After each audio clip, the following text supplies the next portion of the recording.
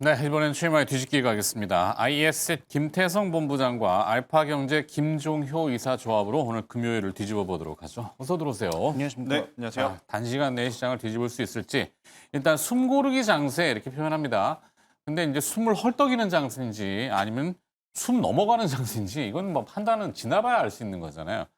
일단은 주가가 뭐 뉴욕에서부터 어느 정도 예상은 됐던 부분인데 넘어오면서 심리적 영향을 받고 거기에 반도체가 부과가 되고 뭐 재료들이 혼재하는데 이걸 받치려는 쪽도 있어요, 분명히. 특히 이제 정부 주도인 것 같은데 오늘 그 한미 관세 협상 안보 협의 관련된 팩트 시트 지금 브리핑이 나갔고 또 요즘 보면은 외환 시장과 금리 마켓이 막 요동을 칩니다. 사실 일반 투자자분들은 그렇게 민감하지 않을 수 있지만 채권 시장도 오늘 보면은 막 구역질이 날 정도로 너무 현란해요. 와, 이 정도로 자본시장이 왜 이렇게 흔들거리는지 파악하기도 참 어려운데 일단 김종현 이사가 보시기에 오늘 시장 어떨까요? 네, 시장 뭐 표면적으로 보면 뭐 기간 조정 중이다 이렇게 볼 수 있는 기간 조정. 상황이죠. 네. 가격 조정이냐, 기간 조정이냐. 아직까지는 가격 조정이라고 보기엔 좀 뭐 어렵고요. 100포인트야 왔다 갔다 늘 하는 거니까. 네, 뭐 2,700에서 지금 뭐 4,200을 왔다가 지금 뭐 4,200에서 다시 뭐 3,800 정도까지 떨어진다고 하더라도 가격 조정이라고 보기엔 좀 어려운 상황 아닌가. 그러면 저 자막을 고쳐야 됩니다. 급락 이런 거 우리가 뺍시다.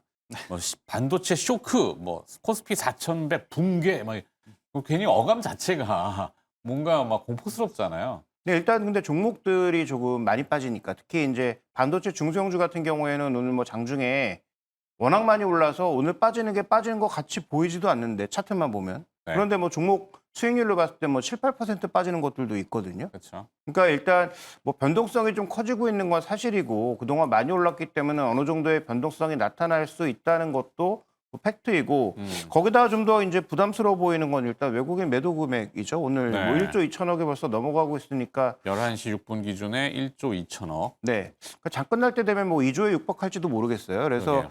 근데 그래도 집중적으로 또 반도체만 팔고 있잖아요. 네. 그래서 그런 부분들이 일단 뭐 부담 요인인 건 분명한데 어제 블락으로 돌린 거 같죠? 하이닉스는?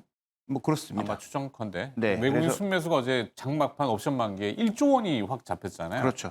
대부분 하이닉스가 조금 그 물량이 대부분이었던 것 같고 블락 받은 거 오늘 그대로 그냥 다 뱉어내는 것 같습니다. 네, 그래서 전체적으로 지금 보면 그런 여러 가지 요소들이 분명히 부담이기는 한데 일단 미국의 여러 가지 요소들 때문에 우리가 불안해하고 있는 거잖아요. 네.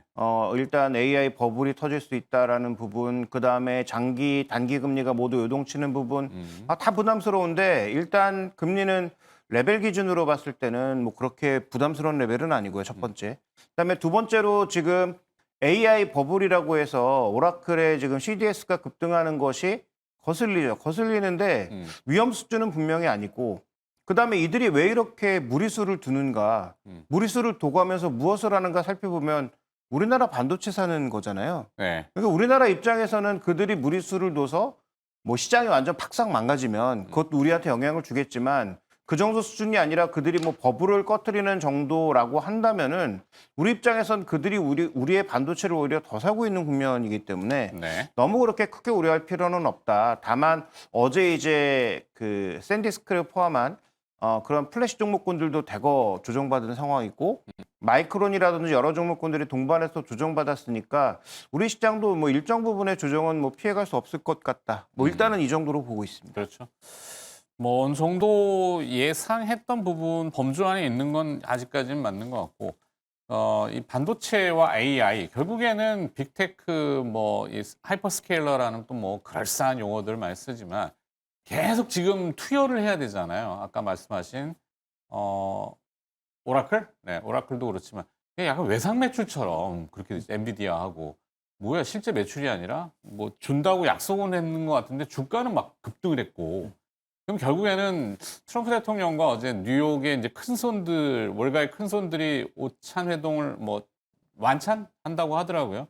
일각에서는 저거 최후의 만찬이 될 수 있어 막 이러기도 하고 일각에서는 결국엔 제가 예상컨대 그거죠. 자, 돈을 계속 돌려야 되잖아. 순환을 하면은 이 빅테크, 반도체, AI 순환하는데 어디선가 돈이 경화되고 돈맥 경화가 생기면은 그때부터 문제가 커진단 말이죠. 자, 이거를 반도체하고 우리 봤을 때 네, 일단 그러다 보니 12월 달 금리 방향성에 이제 시장은 주목할 수밖에 없다 네, 이렇게 좀 보시면 그렇죠. 될 것 같고 또 반도체 다수의 기업들이 또 회사채를 발행을 해서 지금 자금을 조달하고 있다는 것도 사실 또 하나의 문제점으로 제기가 되고 있고 네. 근데 이게 비단 오늘 내일 일이었느냐 음. 그건 아니었습니다. 그동안에 계속 해왔었던 그리고 있었던 일인데 과하게 올라왔던 부분에 따른 차익 매도 물량이 나오면서 조정이 나오니 이 조정의 이유를 계속 찾는 겁니다. 조정의 이유를 찾을 땐 결국 시장은 AI 고점이다, 버블이다. 그런데 또 반대로 반등이 조금이라도 나오게 되면 AI 고점은 아직 멀었다. 네. 이런 식의 지금 퐁당퐁당 장세가 기록이 되다 보니 사실 투자자 입장에서는 더 사야 되나 말아야 되나 굉장히 고민이 있을 수밖에 헷갈리죠. 없는데 이럴 때는 딱 하나 볼 수 있는 저는 중요한 지표가 현물 가격이 정말로 올라갔느냐 아니냐인 것 같습니다. 반도체 현물 가격. 그렇죠.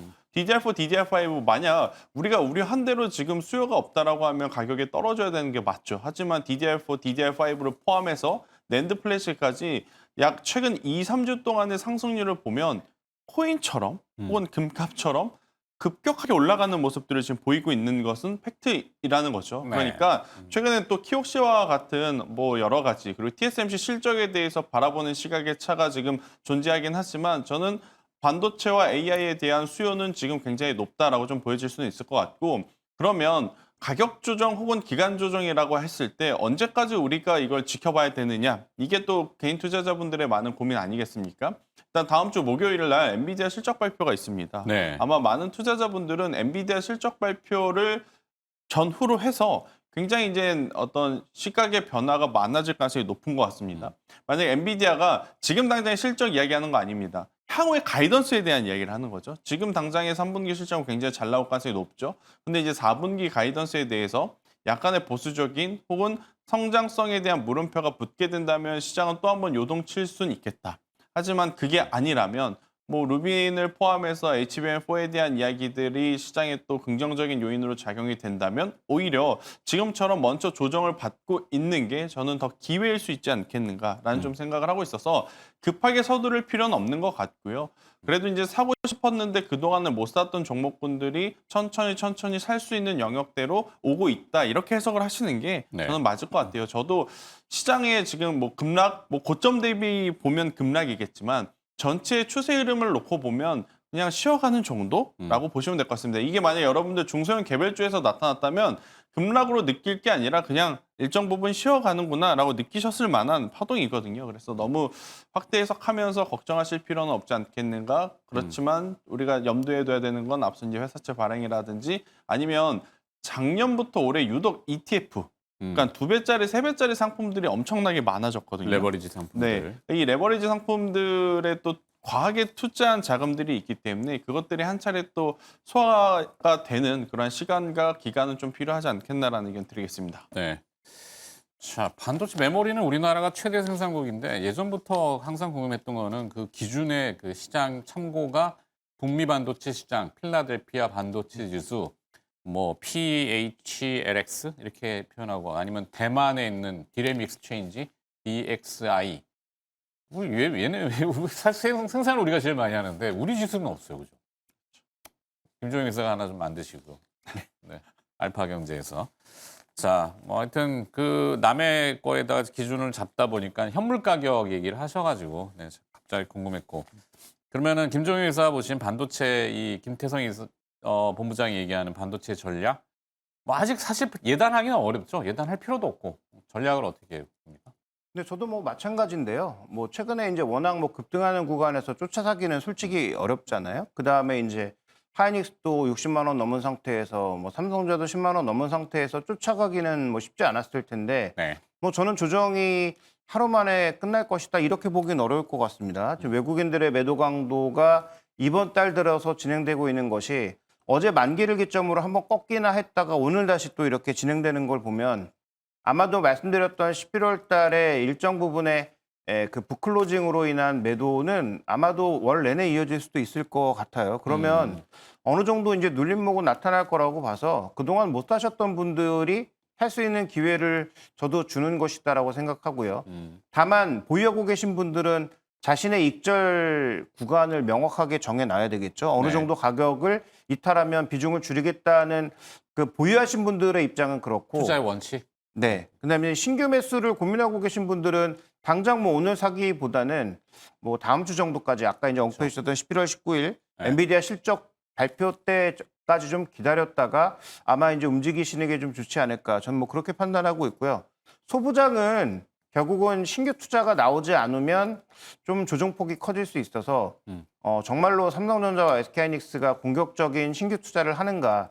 특히 이제 용인 클러스터 얘기 나온 지 몇 년인데 아무 얘기도 안 나오고 있잖아요. 네. 용인에 뭐 한다 소식 정도가 다 R&D 센터 뭐 이 정도 얘기만 나오고 있어서 그래서 용인 팹에서 아마 뭘 한다 이 얘기가 좀 구체화되기 시작하면 저는 뭐 소부장도 좀 많이 움직일 수 있을 것 같아서 소부장도 핵심 종목군들을 중심으로는 뭐 가격 조정을 이용해서 아마 이 엔비디아 실적 발표되는 다음 주 초반, 중반 이 정도쯤에 좀 저가 매수를 해보는 건 어떨까 이렇게 생각하고 있습니다. 다음 주 정도 한번 좀 보자. 너무 조급해할 필요는 없다. 네. 어차피 삼성 뭐 하이닉스 100만 원 TP가 나왔잖아요. 지금 뭐 50만 원대니까 어차피 100만 원 간다면은 뭐 지금도 근데 문제는 60에 찍고 이제 50만 원 초반을 가버리면 이제 계속 힘들어지니까 조금.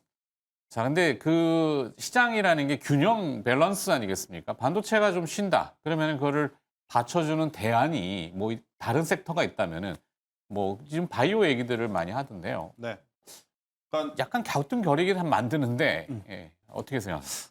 그래도 이제는 인정을 좀 해줘야 되지 않을까 아, 그래요? 싶습니다. 네. 왜냐 실제 시세가 나오고 있고 그 시세의 명분이 단순히 이제 4,000P가 갔으니까 천스닥이 가야 된다라는 것보단 기술 아웃, 그러니까 라이센스 아웃에 어떻게 보면 특화되어 있는 기업들의 수급이 쏠리고 있는 것은 제약바이오가 지금 대체제가 되고 있다 이렇게 좀 보시면 될 것 같고 사실 바이오냐 2차 전지가 대체할 거냐 굉장히 말이 많고 좀 여러 가지 시각들이 존재했었거든요. 그런데 지금 생각보다 제약바이오의 시세가 강한 이유는 앞서 제가 말씀드린 기술 아웃에 대한 기대감도 굉장히 높지만 미국 증시의 트렌드를 고스란히 따라가고 있다고 좀 보시면 됩니다.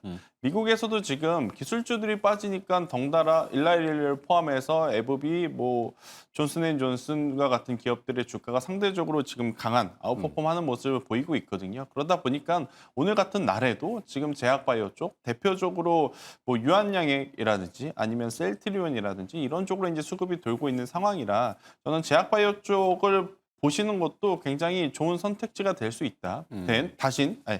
단 쫓아가는 것은 조금 어렵다. 이쪽도 결국 뭐 ABL 바이오가 가지고 있으면 지금 수익을 누릴 수가 있을 것 같고 아니면 퓨처캔과 같은 기업들도 미리 좀 아래 구간에서 가지고 있었다면 단기간 안에 30-40% 수익을 지금 본 상태에서 들고 갈 수는 있겠지만 이쪽이 대체제라 그래서 그들을 쫓아간다? 저는 아니라고 봅니다. 그러면 이들 중에서도 아직은 낮은 위치에 있지만 올라갈 수 있는 명분이 좀 뚜렷하게 보이는 쪽. 저는 현재 구간에서는 여전히 셀트리온을 한번 꼭 보셨으면 좋겠다는 생각을 하고 있고 셀트리온도 또 논란이 많던데 그 소액주주분들이 뭐죠 그 킴리아가 뭐죠 제약 제품 이름을 맨날 헷갈려가지고 비전 제시하는데 서정진 회장이 너무 크게 얘기해가지고 네.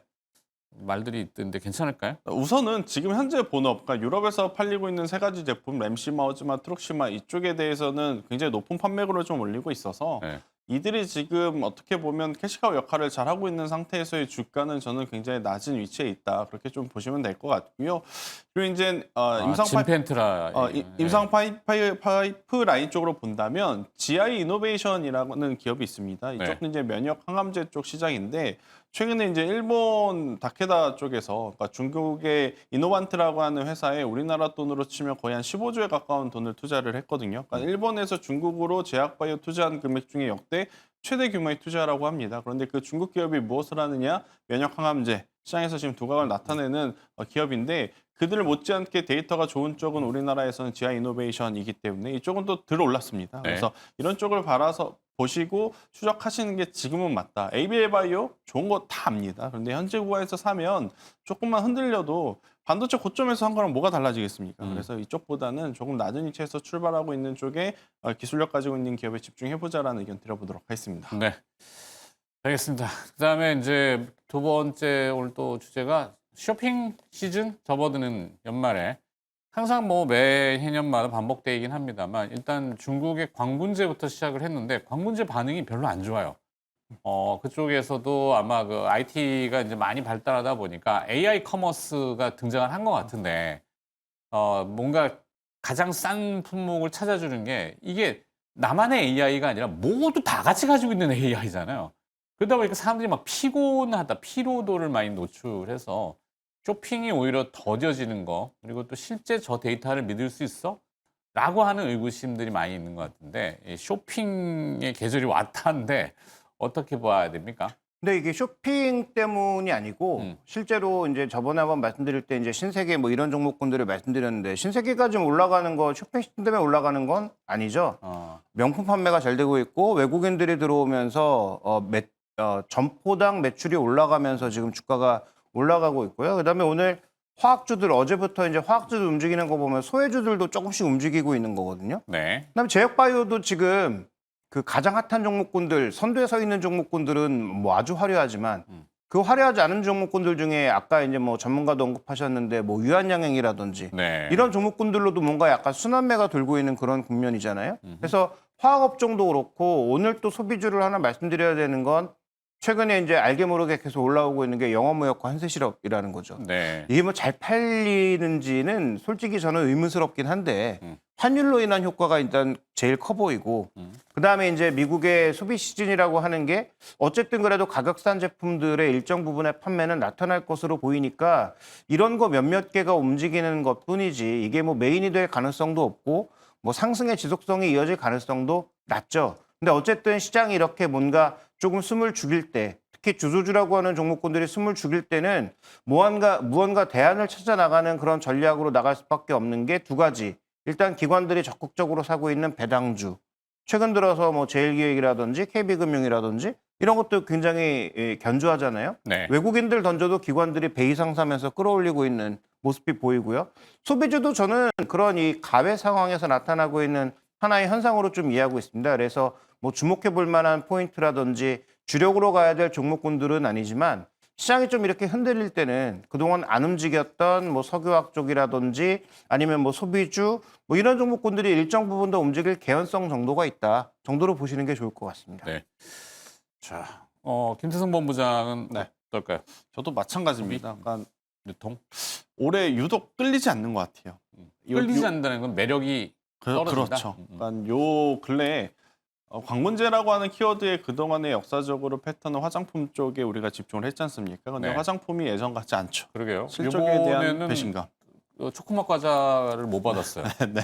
보통은 여기 저희 후배 아나운서들이 뭐 하나라도 한 짝대기라도 주던데 네. 안 주더라고요. 요즘 소비가 이렇게 생각보다는 그런 것 같아요. 네. 그러니까 일단은 실적에 대한 배신감이 가장 큰 것 같고 그리고 빠른 시간 안에 그 실적을 개선할 만한 요소가 많아 보이지 않고 더군다나 기대감이 많았었던 상황이다 보니까 실망감도 큰 상황. 네. 그래서 이제 의류주 쪽으로 지금 우르르 몰려가지만 의류주는 선택지가 그렇게 또 많지 않은 상황 속에 저도 앞서 대표님께서 이야기하신 진짜로 잘 팔린지 안 팔린지를 잘 모르겠습니다. 네. 그런데 이제 한 가지 예상을 해볼 건 앞서서도 이야기한 뭐 환율 그리고 저는 관세에 대한 어떤 완화 이러한 것들이 우선은 긍정적으로 보여질 수 있는 가격대이니 단기적으로 들어온 수급이 아니겠는가라는 생각이 들어서요. 이쪽은 저는 이미 타이밍을 좀 놓쳤다는 생각이 들어서 그냥 좀 지켜보시는 게 맞지 않을까라는 생각이 들겠습니다.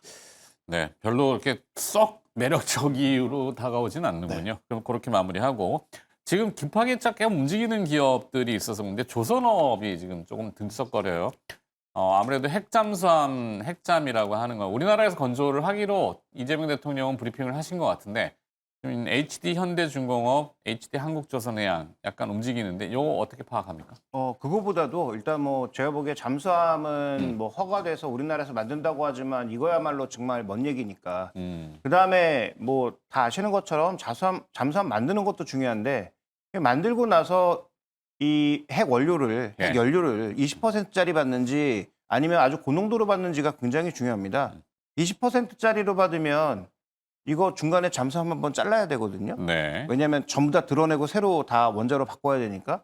과연 그런 걸 할 것인가에 대한 문제가 남아있기 때문에 그거보다도 눈에 띄는 것은 상선마저도 한국에서 건조한다. 이 네. 얘기가 제가 보기엔 좀 더 영향을 주고 있는 것 같아요. 그래서 아마 팩트시트의 전체 내용을 다시 한번 확인해 봐야 되겠지만 조선업종 입장에서 보면 그래도 가장 돈 되는 건 우리나라에서 만들어서 블록 형태로 미국으로 가져가서 조립을 하던 아니면 전체를 우리나라에서 만드는 게 가장 돈 되지 않겠습니까? 네. 오히려 저는 마스카가 미국에 가서 한다면 가장 돈이 안 될 것으로 보여서 그런 측면에서 보면 이건 호재가 아닌가 이렇게 좀 봐야 될 것 같습니다. 호재다. 네. 아, 네. 김태성 본부장은 어때요? 사실 근데 이 핵잠수함이나 사실 우리 또 전투기는 만들잖아요. KF-21.